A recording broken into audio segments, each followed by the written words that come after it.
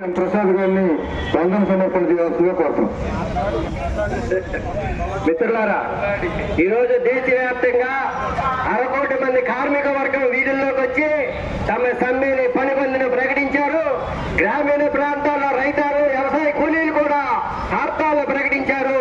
దీంతో దేశంలోని బీజేపీ ప్రభుత్వం మెడలు వంచక తప్పదు.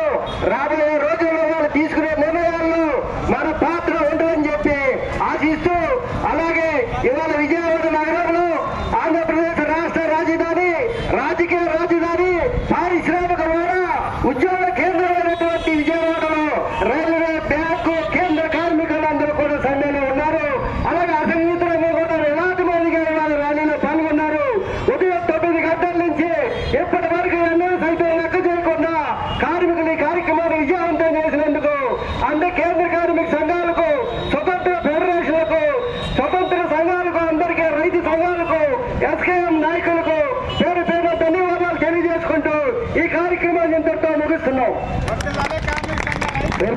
కార్మిక సంఘాల ఐక్యత, కార్మిక సంఘాల ఐక్యత, బీజేపీ తెలుగుదేశం కూటమి ప్రభుత్వం, బీజేపీ తెలుగుదేశం కూటమి ప్రభుత్వం.